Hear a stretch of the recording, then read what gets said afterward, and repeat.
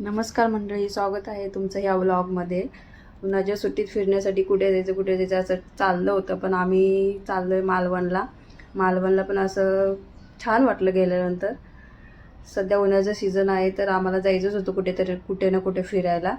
तर हे कोकणातील सर्वात प्रसिद्ध पर्यटन स्थळ आहे. आम्ही गेलो तेव्हा खूप जास्त गर्दी होती, त्यामुळे मी तिथे ब्लॉगिंग नाही केली आहे.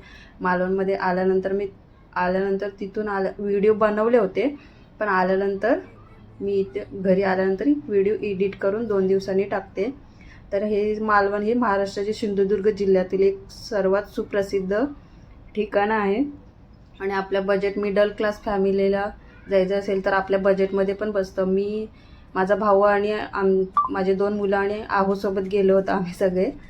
तिकडे रोडची कामं चालू होती, त्यामुळे हा प्रवास खूप लांब वाटला. जाम थकलो पण होतो, त्यामुळे आम्ही हॉटेलमध्ये नाही म्हणजे स्टे होम तिथे राहिलो. तर तुम्हाला एका रात्रीचे 1500 रुपये असे नॉन AC असे रूम्स असतात. तर तुम्हाला AC वाल्याचे वेगळे चार्ज आणि नॉन ACचे वेगळे चार्जेस द्यावे लागतात. आम्ही नॉन AC घेतलेला रूम आणि मस्त ते काका पण छान होते. तर तुम्हाला एका रात्रीचे 1500 रुपये द्यावे लागतात. किती माणसं आहेत वगैरे असं काही नसतं, फक्त एका रूमचे 1500 रुपये तुम्हाला द्यावे लागणार.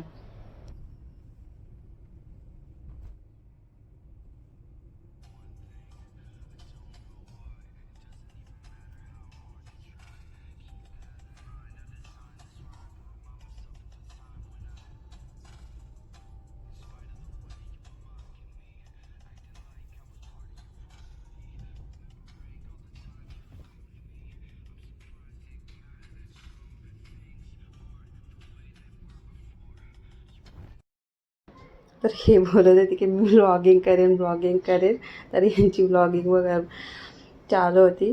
तर हे जे हॉटेल आहे किंवा स्टे होम तुम्ही बोलू शकता, हॉटेल स्टे होम काही बोलू शकता.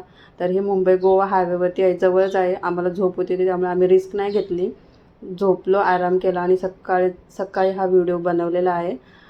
तर तिथे म्हणजे स्वच्छता होती, असं नाही वाटलं की म्हणजे वास वगैरे येतो. आता बाहेर गेले तर बघा वास वगैरे येतो, तर छान वाटलं. स्वच्छता होती, पाणी पण गरम पाणी थंड पाणी अशी सुविधा होती.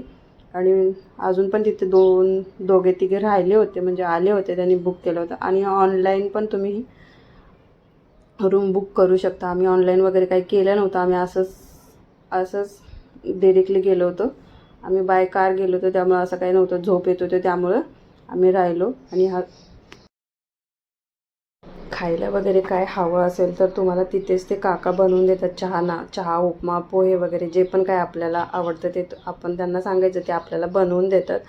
आणि आम्ही काही असं घेतलं नाही. हा बेडवरती त्यांनी सिंधुदुर्ग किल्ला जो आहे ना त्याचा फोटो तिथे त्यांनी बेडवरती लावला होता. खूप छान वाटत होतं. मेन म्हणजे मला स्वच्छता खूप जाम आवडली. असंच मला आवडतं, असं घाण वगैरे असेल तर मन नाही करत मग राहायला. तर आम्ही तिथे फक्त चहा ऑर्डर केला. चहा पण खूप छान बनवला होता. तर तुम्हाला जे काय म्हणजे आपल्याला जे आवडतं ते तुम्ही मागवू शकता. काकाने नंतर थोडंसं गाईड पण केलं, तुम्ही मालवणमध्ये कुठे कुठे फिरायला जा. तारकर्ली, नंतर देवबाग बीच, दांडी बीच. आम्ही दांडी बीचवरती तुम्हाला स्कुबा डायव्हिंग म्हणजे वॉटर स्पोर्ट ॲक्टिव्हिटीज करायचं असेल तर मालवणला येऊ शकता. आणि बजेटमध्ये पण राहतं. जर तुम्ही ग्रुपमध्ये येणार असेल तर बेस्ट आहे. आणि असं एक ॲक्टिव्हिटीज करायला एका ॲक्टिव्हिटीला पर 400 रुपये असं काहीतरी ते सांगत होते. पण ग्रुपमध्ये पॅकेज घेतला तर तुम्हाला परवडतं ते पॅकेज. आम्ही पण पॅकेजमध्येच केलं. Scuba diving, parasailing, banana ride वगैरे अजून काही राईड होते त्या सगळ्यात.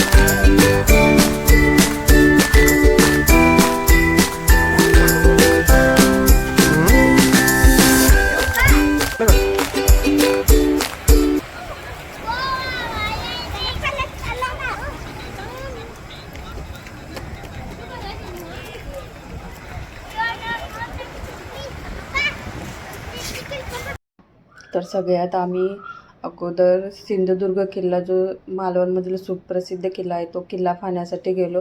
तर किल्ला पाहायला तुम्हाला पर पर्सन 100 रुपये असे काही चार्जेस द्यावे लागणार आणि लहान मुलं असतील तर तुम्हाला 50 रुपये द्यावे लागणार. तर आम्ही चाललो आता किल्ला बघायला. बघा कसा किल्ला बघायला.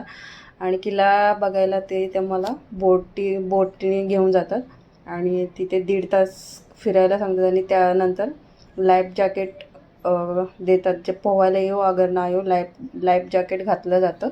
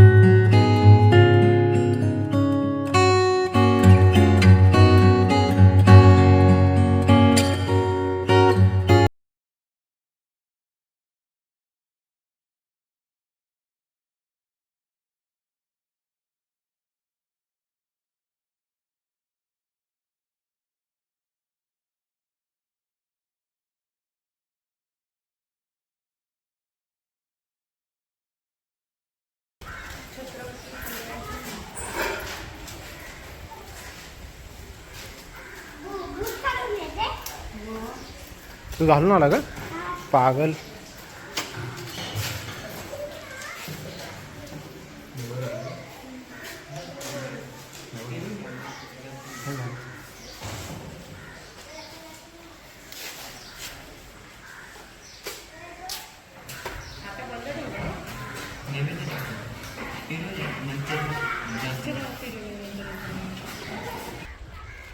ए राजा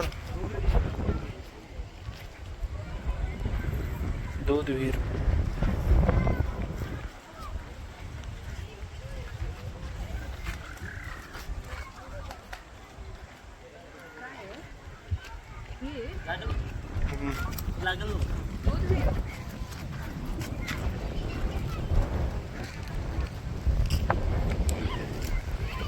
किती मोठं काटलं आहे, त्याला समुद्राने वेढलंय ना, है ना.